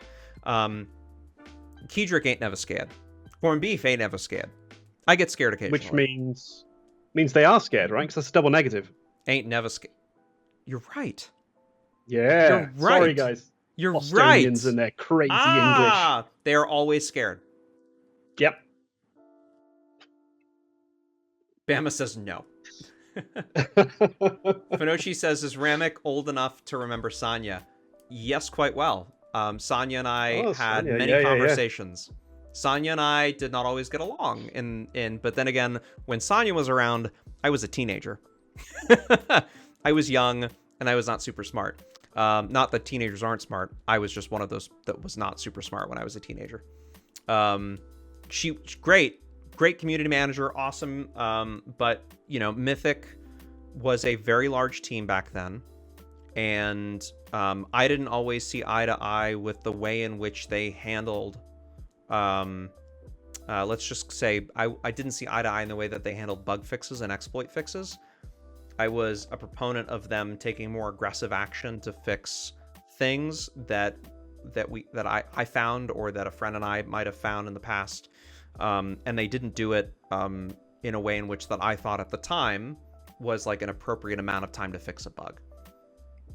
I was a teenager, I had the patience of a pigeon, right? So take that for what you will. But Sonya was great community lead, great community manager, whatever her title was. Yeah, I remember her. Certainly I do. Bama also says she also sometimes put her mouth before her feet. I don't think I've ever heard that one before. Seems like BS takes the opposite approach and just never wants to say anything to prevent that. Well, I don't know. I Borgio, you might have an opinion on this. I think Broadsword should absolutely. I think we should hear more from John. I would love to hear more from John. I'd love him to be out in front of the community with Beeb. But new producer, new approach. Agree or don't agree? Mm-hmm. What do you think, Borgio? I mean, it's their train set. They can give whatever info they want at the end of the day. Yeah, would we love more info? Of course. And obviously, Carol is our face of the company, but she's a community manager. That's her job. Would we like to hear more from John as the producer? Yeah, a producer's letter every couple of months would be awesome. But if he doesn't want to do that, he doesn't have to. Right. Yeah, exactly. And they can do what they feel is right. That's not, there are going to be times where I disagree, the community disagrees with something that they do. There's going to be times where we love the stuff that they do. There's going to be times where the community might like it and I might not. We're all going to have different opinions on the way in which they're responding to things. And just because one of us or a few of us or half of us or all of us are upset at something doesn't mean that they are required to respond to that. No, I think something that would be good to hear sometimes, though, would be when they've implemented a change, they explain why they made the change and what they're looking for out of the change themselves. And if it doesn't work, own up and say, yep, hey, this didn't work. Let's roll this back. Yeah. The why, I think, is the most important question. I don't want to get into that. No, maybe right, not for everything, but I don't want to get into it like ever in a tit for tat. I'm just curious, as somebody who wants to have these conversations with Broadsword, right? I'd love to have John and Carol on the state of the game at some point. I'd love to have Greg on. I'd love to have the web guide. I'd love to talk to all of these people and ask those why questions. It's not from a point of I disagree with you or I hate this thing, but just what was your thought when you made this change? What was the approach? What was the intended result? I'm always curious about that. Coxicane says John could learn something from Mark Jacob. Sending out emails every week, or yeah, I mean, Mark Jacob communicates quite a bit, but it's about a product getting delivered, and I would personally much rather have a producer working on a product, right? That for a game that I play, and be knee deep in getting the code fixed and figuring out what that path is going to look like internally, than just lip service. And so far, Unchained has been lip service. And I think it may end up being a huge waste of money for a lot of people that were really hoping to see a new game come out. I was not one of those supporters. I know there were a lot of people in here that were. Borgio was one of them. Stop thinking about Camelot Unchained. He delivered you DAoC. Right, but there were a ton of people back... This is what Coxicane said. But there were a ton of people back in the Mythic days, and there were a lot of people at that executive level that did communicate more frequently. There's been a lot of communication after the fact, after those people have left Mythic, and they've talked a lot about the development process of DAoC since. But it's a fundamentally different company now. Broadsword is not EA. They're not Mythic, right? They are their own entity. They're maintaining and building and managing this game for EA. It's like apples to oranges as far as I'm concerned in terms of their approach. I don't see how that sort of you're correlating the two. But anyway, okay. So that's that. Do we have anybody? So by the way, before we Oh, Toonses says he has 600 of my dollars. I assume that means Mark Jacobs has 600 of her dollars. That's a lot of money. And that's craziness. So we can take a couple more chat questions.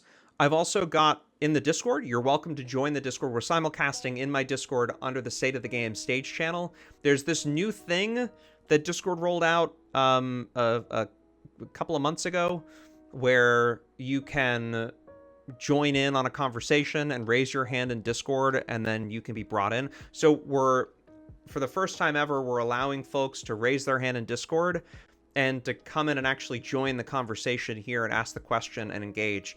So we'll continue to do this. I think it's kind of fascinating. But if you've got a question, you're more than welcome to join the Discord and raise your hand and jump in and say hi and ask your question. You can also drop something in chat, and we'll cover it. Borgio, what's on your mind with this new Caledonia event? And maybe what do you think? So there's two questions, right?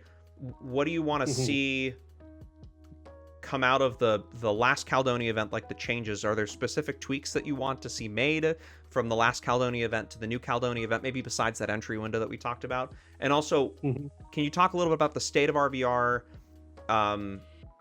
from both your EU and US perspectives, right? And tell me what you think is happening right now and what do you think is going to happen moving forward? Wow, that's a lot of stuff. Okay, Caledonia. Obviously, mentioned the opening window, whatever. More port-in places. We sort of started, even though they sort of tweaked them towards the end and they moved the teleports into Caledonia out the keeps. We started to learn where the port-in points were. Is it possible to just add a few more or randomize, or you randomize it more? I don't know, but maybe Caledonia switch the map up. That could be fun. Change the map. Caledonia got a bit samey after towards the end of the week. Maybe if they change the map, that could be fun. I don't know. Add siege. Make you have to siege the CK. That could be hilarious. Yeah. Well, the siege didn't. I think one of the reasons why they pulled siege out of that was because of the last Caledonia event in which. Oh, with the catapults on top of the hills above the PKs. Yeah. Oh, yeah. Was it catapulting into the staging area? I believe. Yeah. Yeah. Don't do that. Although yeah, now that they've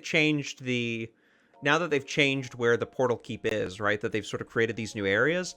I wonder if siege couldn't be introduced into, especially for the folks that are camping these keeps that never left, right? These groups that would just like hang out and never leave those, even though the keeps were kind of free for alls. I wonder if what you're saying, introducing siege, wouldn't be such a bad idea because you could totally go after those folks. It'd be hilarious. Would be absolutely hilarious. Yeah. That's about it. Caledonia was pretty spot on. So whatever changes, I'll be interested if they've come up with some things I can't think up. But then again, I'm not great with new ideas most of the time, to be fair. We can move on to your second question. You asked me about the state of RVR from my own point of view. Yeah. They're kind of similar. EU and US is very similar. It's just the realm is switched. So EU time, we have a fairly sizable Hibzerg the whole time, and we end up rolling out most of the time with maybe 3 groups of mids, and the Alps are not organized, but they have a lot of bodies. And when they get something behind them to give them a push, the Alps are a force to be reckoned with. So we're constantly dealing with the Hibs every day. We don't have a day on EU where there's no BG. It is 7 days a week. So we don't have like a Monday or a Tuesday where there's no BG. I'm going to use air quotes because we're going to get onto this in a second, I believe. But US time, instead of it being a Hibzerg, it's a Midzerg. And this is why I don't play mid-US time, no offense. You just don't need more people on that side of things at the moment. But you do have this Alb leadership kind of thing happening with Tim and Rescue. At least they've got leadership. And I think it's now the Hibs have turned into EU Albs, where they've got some people, but maybe not the leadership behind them at this time. So I think Jedi sort of took a back seat because Heroes sort of started to invade. It's almost like an invasion. It felt to me anyway. I would deliberately run at the weekends just to smash Hero because of the beating we would get constantly on EU from him. But now it's turned into, obviously, Legan's got all these people and heroes getting trampled, and everything's getting trampled, unfortunately. But I find the US time pretty fun. There's a lot more 8s out on US time than EU time, and I think it's because there's a BG 7 days a week, so there's more scope. Saying that, I think there's more mid 8-mans on EU anyway, so we don't generally see much of those, to be fair. Good point. I did say that we would talk about the new HIB BG, and I didn't bring it up. Let's talk about that. So, yeah, people have asked in State of the Games, they've asked me in Discord, why are you not running in HIB anymore? Why you're not running with the HIB BG? Why are you on ALB? Well, there's a whole bunch of reasons why that happened. The reason why I'm running 8-man on ALB is very different than the reason why there's no HIB BG. Those are not related. There's no HIB BG because there was no succession plan. Jedi stopped being able to lead every single day for whatever reasons he had. I think they were personal reasons, which is totally fine, right? People get burnt out, whatever.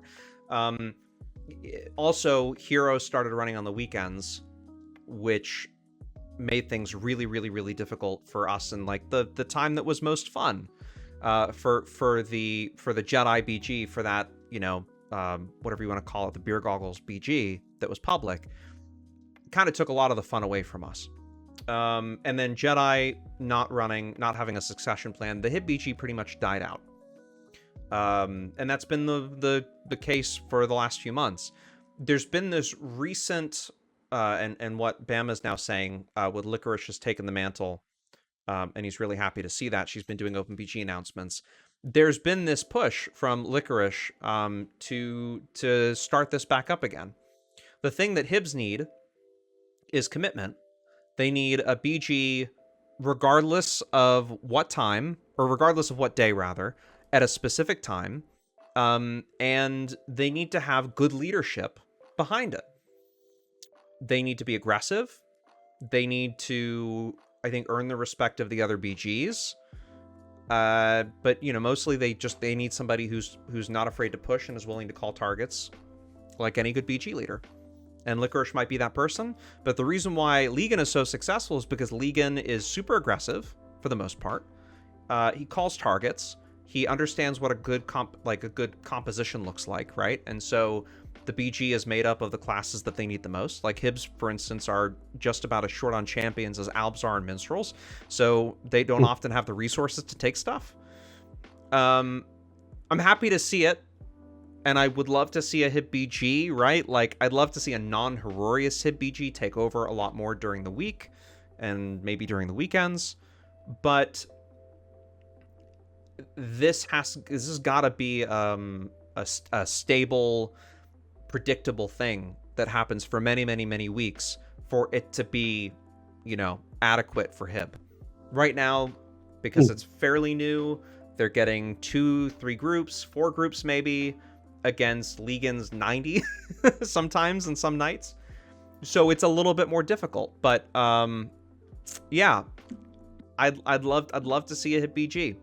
I'm not going to go back and run with them, but I'd love to see a HIB BG just for competitive sake, and I think that is it's a new thing that started in the last few weeks, a new effort, and I'm grateful that Licorice is taking the lead on it. But the thing that really killed, I think, the HIB BG at the tail end of last year, beginning of 2021, was Hororius taking over the weekends. It just kind of killed the fun for everybody. Patar asks, why are you not running them anymore, Ramik? I did for a while. I wanted personally to. I don't think I'm the reason why the HIB BG died or the HIB BG was successful at all. I mean, it was really Jedi's BG. I just led occasionally and had a lot of fun doing it. The reason I'm not over there anymore is because I wanted to play a little bit more competitively. I wanted to 8 more, especially after Caledonia. It felt like a good opportunity to transition and move to a more competitive playstyle. And the folks that were with me on HIB, the folks that came from DKOC on ALB, that went to UMadBro on HIB, did not want to re-engage and play 8s. They just didn't want to do it. They felt more comfortable in the BGs. That was, you know, their prerogative. They can do whatever they want, right? Everybody makes their own decisions, and their decision was to not participate. So, unfortunately, because I would love to have I would love to have some of those folks, all of those folks, be willing to change it up a little bit and play differently. But they just didn't. Viowin in chat, right? Hello, Viowin. Down at the bottom there, a perfect example of somebody who did decide to come back over and play more competitively. And now Viowin is playing Friar for our 8-man on most nights, which is great. I was hoping for more, but we've got great folks like Borgio, right? Like, I get to run with Borgio every night. I get to run with Ollie and with Sticky, and with Bama and Bumbles and Bronder and all these ET. I'm gonna leave somebody out. Somebody's gonna get really upset. I get to run with all these great folks, but of course, I'd love those folks that I've been running with for a decade. I'd love to have them come over, but they won't, and it just is what it is. A couple more questions from chat. Dazed One asks, "What do you think about trap groups?" Borgio, that's yours. What do you think about trap groups? Right, you gotta not be a hypocrite about this. So, do I like running in trap groups? Do I like running into their traps? No, it's frustrating. You're getting killed by something you can't see. It's like Volley. But is it hilarious? Oh god, yeah, it's fucking hilarious, isn't it? There's a group that 8 wizards or whatever on horses. I'm saying wizards because let's face it, it's an alb trap group. Sticking traps down somewhere, and you know where they are. They're always in the same spot, but you still run into them because you're an idiot. It's hilarious. And is it fun? Of course it is. It's hilarious. It's so funny. But is it funny to be able to achieve it? Not really. They have a place in the game. The traps are in the game for a reason. They need to be used. It's a very good way to use them to take out masses of people. And if you can stay in the area to get those RPs, more for you. Good job. At least you can't hide in the towers anymore and port back up to safe port anymore. Right. My initial take on trap groups was that I thought it was, well, I didn't think very highly initially. I'll be honest, I didn't think very highly of the people that were playing trap groups. I thought that's kind of a lazy play style, and it's still kind of more of a laid back play style than actively RVRing. But they have kind of made it their own. Mm-hmm. They've given themselves some legitimacy. The amount of RPs that these guys make now takes them a lot longer. It may not be anywhere near as fun. Maybe it is when everything blows up. Like, that might be like, it's just this sort of like peak of excitement, and then like you just sit and wait a while. I don't think it's anywhere near as fun as actively roaming and fighting and having to play, like having to know your tune and play it well. But they've made it their own. Now, there is no relation between the old style bomb groups, which used to mez, sauce, fly in, and PBAE. Stealth trap groups have become a kind of a thing now, which is fun because most of them are AFK or they're played by one person and they're easy kill, easy RPs. But man, I miss the days of running, a ton of PBAers, getting a sweet mez off, running into the middle of a BG and bombing. That those bomb / I guess bomb trap groups, whatever you want to call them, that was way more fun. But they've made it their thing, so I really can't knock them. It wasn't a play style before it became a play style, and now it is. So what are you gonna do? Yeah, Mez, as ET says in chat, it used to be Mez, ST, PBAE, yeah, that was the way to do it. Or you had before the Reaver bomb was changed, before it was nerfed, I guess. That used to be a great way of doing things. Although I think Reaver Bomb was a step back from the skill it took to use that Mez ST PBAE setup. That used to actually take some coordination. It just doesn't really exist by groups anymore. Also with Det 9, it's really hard to Mez an entire BG, isn't it? And get into the middle of them. A lot more tools now to break a whole group out of Mez. Yeah, for sure. I think that's it.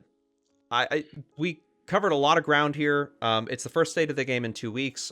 We had a series of issues trying to book people, or those people that were booked being able to actually make it. And then, I don't think we did one, was it last week or the week before, because of the draft fight, the draft stream, which I just decided to throw a ton of effort into and not do a state of the game. But we'll do another one coming up next week, and then whatever this Caledonia event looks like, I'm really hoping that we'll do another kind of collaborative stream, TBD, but I would love to do something like that. If you haven't checked out the draft stream, I think it's still available on the official DAoC Twitch page. If not, once that expires, we'll get it on YouTube and we'll make it available for the world to see. It was a really, really, really fun time. Okay, Borgio, talk to me about your Twitch stream. What have you got going on? What kind of giveaways are coming up? You've got some sort of goal, right, before the end of the week. Tell us all about it. I do, yeah. I stream most EU nights over on twitch.tv/Borgio22. You can see it down there. Oh, God, I'm mirrored. Yeah, it's over there. I do giveaways on a Friday evening. I start at 7 p.m. Currently BST, I suppose, because we're in daylight savings. So that's my time. I figure that out in your own sort of time zone. I have no idea. But I do giveaways every Friday, normally myth packs and game time cards. This next coming Friday, if I can hit another 10 subs, that will pay for a 3-month game time card, and that will be what's up as the main prize on Friday. But yeah, I stream BG stuff. I stream small man stuff. Occasionally I'll stream 8-man stuff in US time zone, so you get a different viewpoint from my group. Although I'm a cleric now, so you get to stare at walls and trees. It's great fun. But yeah, it's a good time. It's a good time, guys. So you can find him at twitch.tv/Borgio22. He's also got a Discord. We'll make sure we link that in the show notes. Oh yeah, there's pictures of food in there. It's great. Oh yeah, they have a food channel, which we don't have. So be sure to seriously join it. There's great fun, great conversation. Borgio streams are fantastic. Twitch.tv/Borgio22. Borgio, thank you so much for being a part of the State of the Game. Greatly appreciate it. That was awesome. He also, ET says he also has a Zazzle store. And I'm going to go buy a mug. I'm not even kidding. I'm going to go buy a mug after this, and I'm going to drink out of my Borgio mug. There it is. Are you picking? Do you have it with you? Or can you hold it up? Or is it gone already? No, it's still here. It's empty, but there you go. It's empty, but that's a the one on mug. The one on the Zazzle store actually has the logo on both sides. This one just has one. Oh, nice. Okay, so regardless of which way I'm drinking it, we can promo. Fantastic. Okay. Hell yeah. Borgio, thank you so much. Really, really appreciate it. Thank you for coming tonight. No worries, man. So thanks to our Patreon supporters. As always, you guys are the ones that pay for really the Twitch and the Patreon supporters both. That's really the way you could support the stream. Patreon.com/RamikMedia. And I am eternally grateful to those Patreon supporters, to Chesser and Siambra, Sticky Note, and Pronder for being Beard Crew members, to Borgio. Hello, Borgio. Oh, there he is. Hello, Borgio. To Beeb, Ollie, and Shadow Dancer for being part of the It's Not Over crew, to Bellamar and Quace for saving the game, and to Arcanix, Bloodcore, Extraterrestrial, Gravity, Nargothron, Neomatrix, Keed, and Vioin for rounding it out in the winner's crew. Those are tiers. Patreon.com/RamikMedia, or I think you can just go to RamikMedia.com. It brings you right there. All sorts of exclusive benefits, really fun stream add-ons, all sorts of stuff. I would highly encourage you to go check that out. And also a huge thank you to ET for the 6 months tonight. Thank you so much for the love and support. Okay, we'll see you back with I think there's another RVR stream coming up on Thursday at 7:45. In the meantime, I'm sure Borgio's got a stream coming up in the next 24 hours, so be sure to check that out. Until next time, be safe, wear a mask, and we'll see you out there on the field. Have a great night. Thanks for watching. Ciao.